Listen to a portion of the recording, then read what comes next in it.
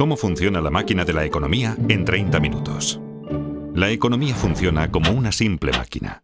Sin embargo, muchos no la entienden o no concuerdan en cómo funciona. Y eso ha llevado a mucho sufrimiento económico en vano. Siento una profunda obligación de compartir mi plantilla económica, sencilla pero práctica. Aunque no es convencional, me ayudó a predecir y eludir la crisis financiera mundial. Y me sirve bien ya hace más de 30 años. Comencemos. Aunque la economía puede parecer compleja, funciona en forma simple y mecánica. Consta de unas pocas piezas simples y muchas transacciones simples que se repiten una y otra vez innumerables veces. Estas transacciones son impulsadas más que nada por la naturaleza humana y crean tres fuerzas principales que mueven la economía. 1. Incremento de la productividad. 2. El ciclo de deudas a corto plazo. 3. El ciclo de deudas a largo plazo. Veremos estas tres fuerzas y cómo al superponerlas una a la otra, creamos una buena plantilla para seguir los movimientos económicos y comprender qué está ocurriendo. Comencemos por la parte más simple de la economía. Transacciones. Una economía es simplemente la suma de las transacciones que la componen. Y una transacción es algo muy sencillo. Todo el tiempo hacemos transacciones. Cada vez que compramos algo, creamos una transacción. Cada transacción consiste en un comprador que canjea dinero o crédito a un vendedor por mercancías, servicios o activos financieros. El crédito se gasta como el dinero. De modo que sumando el dinero gastado al crédito gastado, sabemos el gasto total. El gasto total impulsa la economía. Si dividimos la suma gastada por la cantidad vendida, obtenemos el precio. Y eso es todo. Esto es una transacción. Es el pilar de la máquina de la economía. Los ciclos y fuerzas de una economía son impulsados por transacciones. Así que si entendemos las transacciones, entendemos toda la economía. Un mercado consta de todos los compradores y todos los vendedores que realizan transacciones con lo mismo. Por ejemplo, hay un mercado del trigo, un mercado de coches, un mercado de valores y mercados para millones de cosas. Una economía consta de todas las transacciones en todos sus mercados. Si sumamos el total de gastos y la cantidad total vendida en todos los mercados, tenemos todo lo que necesitamos saber para entender la economía. Es así de simple. Las personas, empresas, bancos y gobiernos, todos participan en transacciones como describí anteriormente. Canjean dinero y crédito por mercancías, servicios y activos financieros. El mayor comprador y vendedor es el gobierno, compuesto por dos partes importantes. Un gobierno central que recauda impuestos y gasta dinero, y un banco central, que es diferente de otros compradores y vendedores porque controla la cantidad de dinero y de crédito en la economía. Lo hace influyendo en las tasas de interés e imprimiendo dinero nuevo. Por estas razones, como veremos, el Banco Central es un actor importante en el flujo del crédito. Ahora pongamos atención en el crédito. El crédito es la parte más importante de la economía y probablemente la menos comprendida. Es la parte más importante porque es la mayor y la más volátil. Así como compradores y vendedores van al mercado a hacer transacciones, también los prestadores y los prestatarios. Los prestadores suelen querer convertir su dinero en más dinero. Y los prestatarios suelen querer comprar algo que no pueden pagar, como una casa o un coche, o quieren invertir en algo como iniciar una empresa. El crédito puede ayudar tanto a prestadores como a prestatarios a obtener lo que desean. Los prestatarios prometen devolver la suma prestada llamada el capital, más una suma adicional llamada interés. Cuando las tasas de interés son altas, se toman menos préstamos porque son caros. Cuando las tasas de interés son bajas, se toman más préstamos porque son más baratos. Cuando los prestatarios prometen devolver el préstamo y los prestadores les creen, se crea el crédito. Dos personas cualesquiera pueden acordar el crear crédito de la nada. Esto parece bastante sencillo, pero el crédito es escurridizo porque tiene nombres diferentes. Una vez generado el crédito, se convierte de inmediato en deuda. La deuda es un activo para el prestador y un pasivo para el prestatario. En el futuro, cuando el prestatario devuelva el préstamo con intereses, activo y pasivo desaparecerán y la transacción queda saldada. Entonces, ¿por qué es el crédito tan importante? Porque cuando un prestatario obtiene crédito, puede aumentar sus gastos. Y hay que recordar, el gasto impulsa la economía. Eso es porque el gasto de una persona es el ingreso de otra persona. Pensemos que cada dólar que gastamos, alguien lo gana. Y cada dólar que ganamos fue gastado por alguien. Así que cuando gastamos más, alguien gana más. Cuando los ingresos de alguien aumentan, los prestadores están más dispuestos a prestarle dinero porque ahora es más digno de crédito. Un prestatario digno de crédito tiene dos cosas: la capacidad de devolver el préstamo y un aval. Tener ingresos altos comparados con la deuda le permite devolver dinero. En caso de no poder hacerlo, tiene activos valiosos como aval que pueden venderse. Esto hace que los prestadores se sientan cómodos al prestarle dinero. Así, mayores ingresos permiten tomar más préstamos, que a su vez permiten mayores gastos. Y como los gastos de una persona son los ingresos de otra, esto lleva a más préstamos y así sucesivamente. Esta conducta se realimenta y conduce al crecimiento económico. Y por eso tenemos ciclos. En una transacción hay que dar algo para obtener algo. Y cuánto obtenemos depende de cuánto producimos. Con el tiempo aprendemos y esos conocimientos acumulados elevan los niveles de vida. A esto lo llamamos crecimiento de la productividad. Quienes son creativos y trabajan duro aumentan su productividad y sus niveles de vida con mayor rapidez que aquellos complacientes y perezosos. Aunque no necesariamente a corto plazo. La productividad cuenta más a largo plazo. El crédito a corto plazo.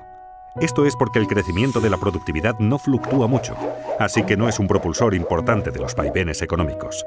La deuda sí lo es, porque al adquirirla nos permite consumir más de lo que producimos, y nos obliga a consumir menos de lo que producimos cuando la reintegramos. Los vaivenes de la deuda siguen dos grandes ciclos. Uno de entre 5 a 8 años, y el otro de entre 75 a 100 años aproximadamente. Aunque la mayoría de la gente siente los vaivenes, habitualmente no los ve como ciclos porque los ve demasiado de cerca, día a día, semana a semana. En este capítulo daremos un paso atrás para ver estas tres grandes fuerzas y cómo interactúan para crear nuestras experiencias. Vimos que los vaivenes alrededor de la línea no surgen de cuánta innovación o trabajo arduo hay, sino sobre todo de cuánto crédito hay. Imaginemos por un momento una economía sin crédito. En esta economía solo puedo aumentar mis gastos si aumento mis ingresos, lo cual me exige ser más productivo y trabajar más. Una productividad mayor es el único camino hacia el crecimiento. Como mis gastos son los ingresos de otra persona, la economía crece cada vez que yo u otro cualquiera es más productivo. Si seguimos las transacciones y las mostramos, vemos una progresión como la línea de crecimiento de la productividad. Pero como tomamos préstamos, tenemos ciclos. Esto no surge de ninguna ley o reglamento, sino de la naturaleza humana y de cómo funciona el crédito. Pensemos en tomar préstamos como estirar los gastos hacia adelante. Para comprar algo que no podemos permitirnos, hay que gastar más de lo que se gana.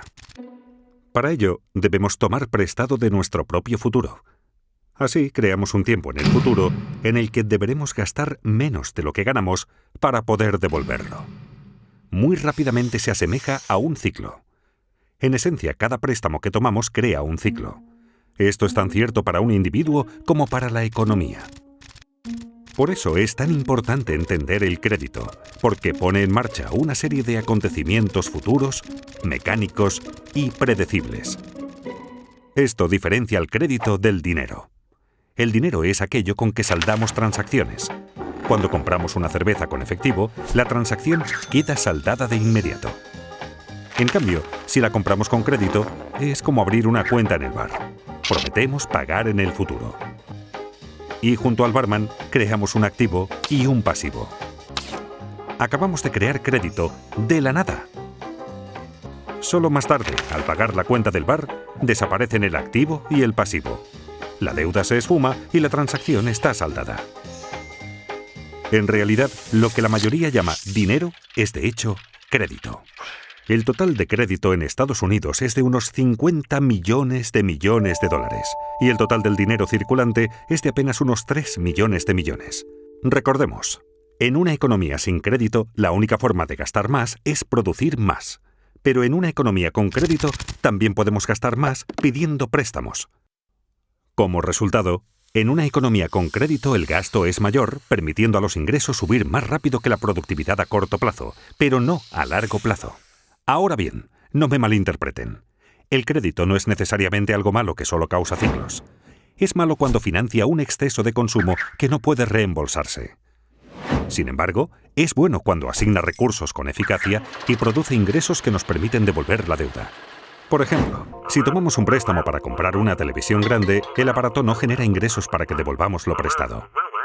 Pero si tomamos un préstamo para comprar un tractor, y así poder cosechar mayores cultivos y ganar más dinero, podremos devolver lo prestado y mejorar nuestro nivel de vida.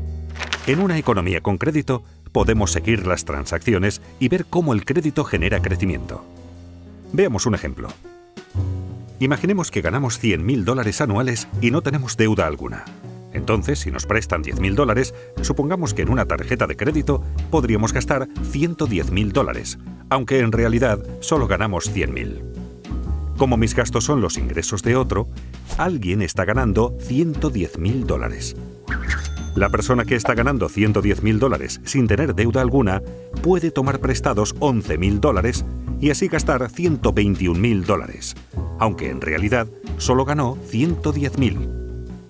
Sus gastos son los ingresos de otro, y siguiendo las transacciones podemos comenzar a ver cómo este proceso sigue una pauta que se refuerza a sí misma. Pero recordemos, tomar préstamos crea ciclos, y si el ciclo sube, en algún momento deberá bajar. Esto nos lleva al ciclo de deuda a corto plazo. Cuando aumenta la actividad económica vemos una expansión, la primera fase del ciclo de deudas a corto plazo. El gasto sigue creciendo y los precios comienzan a subir. Esto ocurre porque el mayor gasto es alimentado por el crédito, que puede crearse instantáneamente de la nada. Cuando el gasto y el ingreso aumenta más rápido que la producción de bienes, los precios suben. La subida de precios se llama inflación. El Banco Central no desea demasiada inflación porque causa problemas. Al ver que los precios suben, el banco sube las tasas de interés. Con tasas de interés más altas, menos personas pueden permitirse tomar préstamos y el coste de las deudas existentes sube. Por ejemplo, suben los pagos mensuales de nuestras tarjetas de crédito. Como la gente toma menos prestado y tiene que pagar más por sus deudas, tienen menos dinero disponible para gastar y el gasto se ralentiza. Y como los gastos de una persona son los ingresos de otra, los ingresos bajan y así sucesivamente. Cuando la gente gasta menos, los precios bajan. Eso se llama deflación. La actividad económica disminuye y tenemos una recesión. Si la recesión se torna demasiado grave y la inflación ya no es un problema, el Banco Central bajará las tasas de interés para que todo vuelva a remontar. Con tasas de interés bajas, los reintegros de las deudas se reducen, se toma más prestado y se gasta más, y vemos otra expansión. Como vemos, la economía funciona como una máquina. En el ciclo de deuda a corto plazo, el gasto se restringe solo por la voluntad de prestadores y prestatarios de dar y recibir crédito. Cuando el crédito se obtiene con facilidad, hay expansión económica. Cuando no se obtiene fácilmente, hay una recesión. Y atención, este ciclo es controlado en primer lugar por el Banco Central. El ciclo de deuda de corto plazo suele durar de 5 a 8 años y se repite una y otra vez durante décadas. Pero notarán que la parte inferior y la superior de cada ciclo terminan con mayor crecimiento que el ciclo anterior y con más deuda. ¿Por qué? Porque la gente lo empuja. Se inclina más a tomar préstamos y gastar que a pagar deudas. Es la naturaleza humana. Por eso mismo, a la larga, las deudas crecen más rápido que los ingresos, creando el ciclo de deudas a largo plazo. Aunque la gente está más endeudada, los prestadores dan crédito con mayor facilidad. ¿Por qué? Porque todos consideran que las cosas van muy bien. La gente piensa solo en los acontecimientos recientes. ¿Y qué fue lo que ocurrió recientemente? Los ingresos subieron. Los valores de los activos suben. El mercado bursátil ruge. Es un boom. Conviene comprar mercancías, servicios y activos financieros con dinero prestado. Cuando la gente hace mucho de eso, le llamamos una burbuja. De modo que aunque las deudas hayan ido creciendo, los ingresos han crecido casi tan rápido como para compensarlas. A la relación entre deuda e ingresos la llamaré carga de la deuda. Mientras los ingresos sigan subiendo, la carga de la deuda se mantiene manejable. Simultáneamente, los valores de los activos suben vertiginosos. La gente toma préstamos gigantescos para comprar activos para inversión y hace que su precio suba aún más. La gente se siente rica. De modo que hasta con muchísima deuda acumulada, los ingresos y los activos en alza ayudan a los prestatarios a mantenerse dignos de crédito por mucho tiempo. Obviamente es algo que no puede continuar para siempre. Y no ocurre. Con las décadas, la carga de la deuda aumenta lentamente y crea reembolsos crecientes. Cuando estos reembolsos comienzan a crecer más rápido que los ingresos, obligan a la gente a recortar sus gastos. Y como los gastos de una persona son los ingresos de otra, los ingresos comienzan a bajar, lo que convierte a la gente en menos digna de crédito y reduce los préstamos tomados. Los pagos para saldar deudas continúan subiendo, haciendo que los gastos caigan más aún y el ciclo se invierta. Este es el cenit de la deuda a largo plazo. Las cargas de la deuda se han vuelto demasiado grandes. En Estados Unidos, Europa y buena parte del mundo, esto ocurrió en 2008. Ocurrió por la misma razón que en Japón en 1989 y en Estados Unidos en 1929. La economía comienza ahora a desapalancarse. En esta fase, la gente reduce el gasto, el ingreso baja, el crédito desaparece, los activos caen, los bancos sufren, las bolsas se desmoronan, las tensiones sociales aumentan y todo comienza a realimentarse en el sentido opuesto. A medida que caen los ingresos y suben los pagos por deudas, los prestatarios quedan restringidos. Ya sin derecho a crédito, sus créditos se agotan y ya no pueden tomar suficiente dinero prestado para saldar sus deudas. Desesperados, los prestatarios se ven obligados a vender activos. La fiebre de ventas inunda el mercado. Aquí es donde colapsa la bolsa. El mercado inmobiliario se hunde y a los bancos se les complican las cosas. Cuando los activos bajan de precio, bajan los valores de los avales de los prestatarios. Esto hace que los prestatarios merezcan aún menos crédito. La gente se siente pobre. El crédito desaparece rápidamente. Menos gasto, menos ingreso, menos riqueza, menos crédito, menos préstamos tomados y así sucesivamente. Es un círculo vicioso. Se asemeja a una recesión, pero la diferencia aquí es que no se pueden bajar las tasas de interés para salvar la situación. En una recesión, la baja de tasas estimula la toma de préstamos. Pero en un desapalancamiento, bajar las tasas no sirve, pues las tasas de interés ya están bajas y llegan pronto al 0%. Así que se acaba el estímulo. Las tasas de interés en Estados Unidos llegaron al 0% durante el desapalancamiento de la década de 1930 y nuevamente en 2008. La diferencia entre una recesión y un desapalancamiento es que en este, la carga de la deuda sobre los prestatarios creció demasiado y no pudo aliviarse bajando las tasas de interés. Los prestadores comprenden que deudas tan excesivas no pueden ser devueltas totalmente. Los prestatarios perdieron su capacidad de pagar y sus avales perdieron valor. Se sienten paralizados por la deuda y ya no quieren más. Los prestadores dejan de prestar. Los prestatarios dejan de tomar prestado. Pensemos en la economía como indigna de crédito. Como una persona. ¿Qué hacer entonces con el desapalancamiento? El problema es que las cargas de las deudas son muy altas y deben bajar. Hay 4 formas en que esto puede ocurrir. 1. Personas, empresas y gobiernos recortan sus gastos. 2. Se reducen las deudas mediante moratorias y reestructuras. 3. La riqueza se redistribuye de los que tienen a los que no tienen. 4. El Banco Central imprime dinero nuevo. Estas 4 formas ocurrieron en cada desapalancamiento de la historia moderna. Es habitual recortar primero los gastos. Como vimos, personas, empresas, bancos y hasta gobiernos se ajustan el cinturón y recortan gastos para poder pagar sus deudas. Esto se llama con frecuencia austeridad. Cuando los prestatarios dejan de contraer nuevas deudas y comienzan a pagar las deudas viejas, puede esperarse que la carga de la deuda baje. Pero ocurre lo contrario. Como se recorta el gasto, y el gasto de una persona es el ingreso de otra, esto hace que los ingresos caigan más rápido de lo que se saldan las deudas, y así la carga de la deuda de hecho empeora.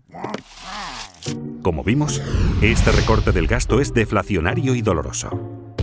Las empresas están forzadas a reducir costes, lo que significa menos empleos y mayor paro. Esto lleva a la etapa siguiente. Deben reducirse las deudas. Muchos no pueden pagar sus préstamos y las deudas del prestatario son el activo del prestador. Cuando los prestatarios no pagan al banco, la gente teme que el banco no pueda pagarle lo suyo y corre a retirar su dinero del banco. Los bancos quedan restringidos y la gente, las empresas y los bancos dejan de pagar sus deudas. Esta grave contracción económica es una depresión. Buena parte de una depresión consiste en descubrir que lo que suponíamos era nuestra riqueza no está. Volvamos al bar. Cuando compramos una caña a cuenta, prometimos pagarle al dueño del bar. Nuestra promesa se convirtió en un activo del barman. Si no cumplimos la promesa, no le pagamos y entramos en moratoria de nuestra cuenta de bar. Entonces, este activo que tenía, de hecho, no vale nada. En esencia, ha desaparecido. Muchos prestadores no quieren ver su patrimonio desaparecer y acuerdan reestructurar la deuda. Esto significa que los prestadores recibirán un reembolso menor o que cobrarán en un lapso mayor o con un interés menor al acordado inicialmente. De esta manera, se incumple un contrato a pesar de que se reduce la deuda. Los prestadores prefieren así un poco de algo antes que el total de la nada. Pese a que desaparece deuda, su reestructuración hace que los valores de ingresos y activos desaparezcan más rápido, con lo cual la carga de la deuda continúa empeorando. Como recortar gastos, reducir la deuda también es doloroso y deflacionario. Todo esto afecta al gobierno central porque menores ingresos y menos empleo significan que el gobierno recauda menos impuestos. Al mismo tiempo, necesita aumentar su gasto por el aumento del paro. Muchos de los parados tienen ahorros inadecuados y necesitan apoyo financiero del gobierno. Además, los gobiernos crean planes de incentivos y aumentan sus gastos para compensar la baja de la economía. Los déficits presupuestarios gubernamentales crecen explosivamente durante un desapalancamiento porque gastan más de lo recaudado por impuestos. Eso es lo que está ocurriendo cuando oímos sobre el déficit en los noticiarios. Para financiar los déficits, los gobiernos deben subir los impuestos o tomar dinero prestado. Pero con ingresos en caída y tantos en paro, ¿de quién vendrá el dinero? De los ricos. Ya que los gobiernos necesitan más dinero y la riqueza está muy concentrada en manos de un pequeño porcentaje de la gente, es natural que los gobiernos cobren más impuestos a los acaudalados, lo cual facilita una redistribución de la riqueza en la economía de los que tienen hacia los que no tienen. Los que no tienen y sufren comienzan a sentir resentimiento hacia los ricos que tienen. Los que tienen, sufriendo la economía débil, los precios de los activos en baja y los impuestos en alza, comienzan a sentir resentimiento hacia los que no tienen. Si la depresión continúa, puede alterarse el orden social. No solo subirán las tensiones internas en los países, sino que también entre países, sobre todo entre deudores y acreedores. Esta situación puede llevar a un cambio político que a veces puede ser extremo. En la década de 1930, esto condujo a Hitler al poder, a la guerra en Europa y a la depresión en Estados Unidos. La presión para que se haga algo que ponga fin a la depresión aumenta. Recordemos, lo que la mayoría consideraba dinero era en realidad crédito. Así, cuando el crédito desaparece, la gente no tiene suficiente dinero. La gente está desesperada por dinero. ¿Recuerdan quién puede imprimirlo? El Banco Central. Tras haber bajado ya sus tasas de interés a casi cero, está obligado a imprimir dinero. A diferencia del recorte de gastos, la reducción de la deuda y la redistribución de riquezas, la impresión de dinero es inflacionaria y estimulante.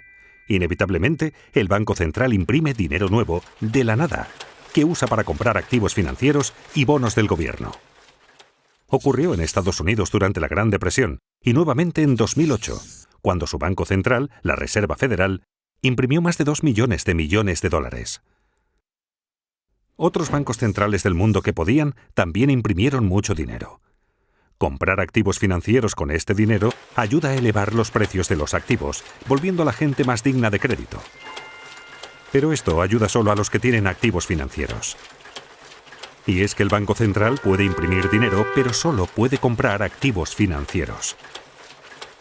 El Gobierno Central, por su parte, puede comprar bienes y servicios y pasar dinero a la gente, pero no puede imprimir dinero. Así que para estimular la economía, los dos deben cooperar.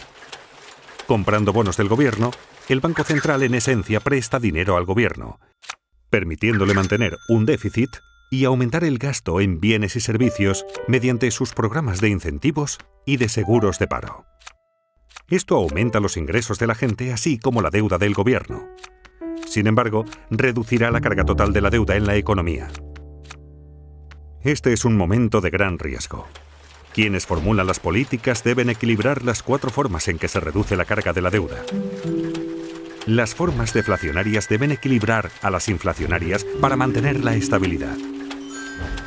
Si se equilibran correctamente, puede producirse un desapalancamiento hermoso. Y es que un desapalancamiento puede ser feo o hermoso. ¿Cómo puede ser hermoso? Aunque un desapalancamiento es una situación difícil, manejar óptimamente una situación difícil es algo hermoso. Mucho más bello que los excesos desequilibrados y alimentados con deuda de la fase de apalancamiento. En un desapalancamiento hermoso, las deudas disminuyen respecto de los ingresos. El crecimiento económico real es positivo y la inflación no es un problema. Se obtiene con el equilibrio correcto. El equilibrio correcto exige cierta mezcla de recorte de gastos, reducción de la deuda, transferencia de riquezas e impresión de dinero para mantener la estabilidad económica y social. La gente pregunta si la impresión de dinero causará inflación. No, si compensa el crédito que cae. Recordemos, el gasto es lo que importa. $1 de gastos pagado con dinero afecta a los precios igual que $1 de gastos pagado con crédito. Imprimiendo dinero, el Banco Central puede compensar la desaparición de crédito con un aumento de la cantidad de dinero. Para cambiar esta situación, el Banco Central necesita no solo fomentar el crecimiento de los ingresos, sino lograr que la tasa de crecimiento del ingreso supere a la tasa de interés sobre la deuda acumulada. ¿Qué quiero decir con ello? En esencia, los ingresos deben crecer más rápido que las deudas. Por ejemplo, supongamos que un país en desapalancamiento tiene una relación deuda-ingreso del 100%. Esto significa que su deuda total es igual a los ingresos del país entero en un año. Pensemos ahora en la tasa de interés sobre esa deuda, digamos que del 2%. Si la deuda crece al 2% por esa tasa de interés y el ingreso crece solo al 1%, jamás se reducirá la carga de la deuda. Se necesita imprimir suficiente dinero para que la tasa de crecimiento del ingreso supere a la tasa de interés. No obstante, es fácil abusar de la impresión de dinero por ser tan fácil y porque la gente la prefiere a las alternativas. La clave es evitar imprimir demasiado dinero y provocar una inflación inaceptablemente alta, como hizo Alemania en el desapalancamiento de la década de 1920. Si los responsables logran el equilibrio correcto, un desapalancamiento no es tan dramático. El crecimiento es lento, pero las cargas de la deuda bajan. Así es un desapalancamiento hermoso. Con los ingresos en alza, los prestatarios comienzan a parecer más dignos de crédito. Y cuando esto ocurre, los prestadores vuelven a prestar. Las cargas de las deudas comienzan por fin a bajar. Al poder tomar préstamos, la gente puede gastar más. La economía comienza ahora a crecer nuevamente hacia la fase de reflación del ciclo de deudas a largo plazo. Aunque el desapalancamiento puede ser horrible si se maneja mal, cuando se maneja adecuadamente, solucionará el problema. Lleva unos 10 años o más el que las cargas bajen y la actividad económica retorne a la normalidad. Y de ahí la expresión década perdida. En conclusión, por supuesto, la economía es un poco más compleja de lo que esta plantilla sugiere. Pero superponiendo el ciclo de deuda a corto plazo al de deuda a largo plazo, y a ambos encima de la línea de crecimiento de la productividad, obtenemos un modelo razonable para ver dónde hemos estado, dónde estamos y hacia dónde es probable que vayamos. En resumen, hay 3 reglas prácticas que me gustaría que les quedaran de esta charla. La primera, que la deuda no crezca más rápido que los ingresos, porque las cargas de la deuda terminarán aplastándonos. La segunda, que los ingresos no crezcan más rápido que la productividad, porque eso nos hará no competitivos. Y la tercera, hacer todo lo posible para aumentar la productividad, pues a largo plazo es lo que más importa. Son consejos sencillos para todos, incluidos los responsables de políticas. Sorprendentemente, la mayoría de la gente, y también de los responsables de políticas, no presta atención suficiente a esto. Esta plantilla ha funcionado en mi caso, y espero que funcione en el vuestro. Muchas gracias.